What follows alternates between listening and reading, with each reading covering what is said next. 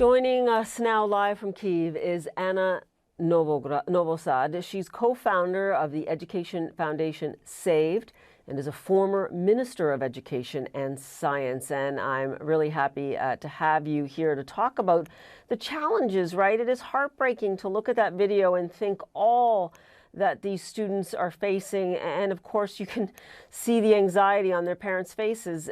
What is the biggest challenge ahead, do you think, this year? Because I can see so many are determined to make sure their kids go back to school.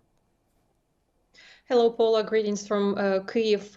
It's a forced September, forced academic year when Ukrainian kids cannot go normally to school. It's been 2 years of COVID, and now it's the second September of the fully fledged war of Russia against us. And by now, as was rightly mentioned, Russia has destroyed every 10th school in our country. It's more than 1,500 schools in Ukraine are destroyed, and that's not only in the east or south that are closer to the front lines, but basically all over the country, because the missiles unfortunately reach the territory from east to west. So I would say that the biggest challenge was access to education. According to the official data, this year we'll have around 1 million of school children who will only attend schools online. So it's a fourth year of online learning, which means basically no learning at all. And that's so because they have no schools, or it's too dangerous to attend them, or they do not have bomb shelters, even if they have schools.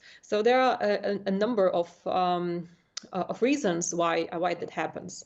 The second the second concern is, of course, the learning loss, because the 4 years of this situation of having no access to better education will not really go without its consequences. And I see, I travel a lot through liberated areas trying to see how we can help. And I see kids of primary school age who cannot talk, who cannot speak with adults, who cannot communicate, who cannot count, who cannot read, because they haven't been to school for quite a long time.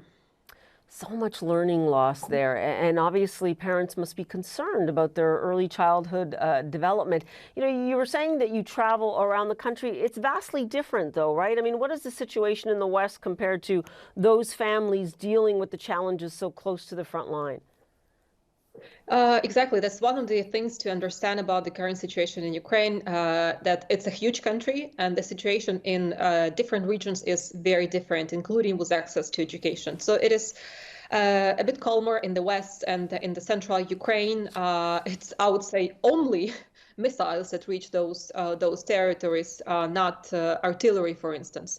However, eastern territories, north, south, they are shelled frequently, including from artillery that is being fired from the occupied territory. So there is much more danger. However, there are still kids and there are families, and there are also those who return to their liberated towns. So in territories like that, it is crucial to help them with temporary solutions, like temporary schools in repurposed buildings that have remained, or modular schools that could be assembled quite quickly.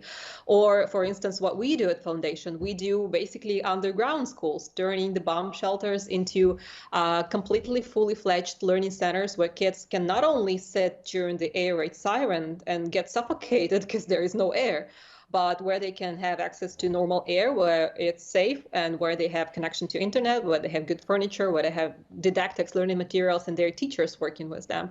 So this is our reality, and unfortunately, it will remain with us for a very long time. And thus, for us, it's crucial to be, I would say, creative with regard to how we retain this access to education, even in these conditions. You know, I don't have a lot of time left. You know, parents around the world can relate to this online learning, which has been a problem for so many. We can in no way, shape, or form relate to the fear and the anxiety that parents have now. What is your fear, given what you've seen from so many students right now that are falling behind?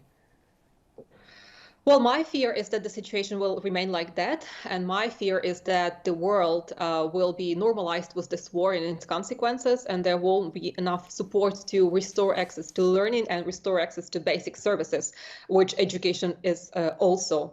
I'm just worried that this approximately 1 million of kids who are living around those territories that are damaged the most will remain neglected just because there are not enough resources to help them. And this is why we are at the foundation trying to target those who are the most vulnerable.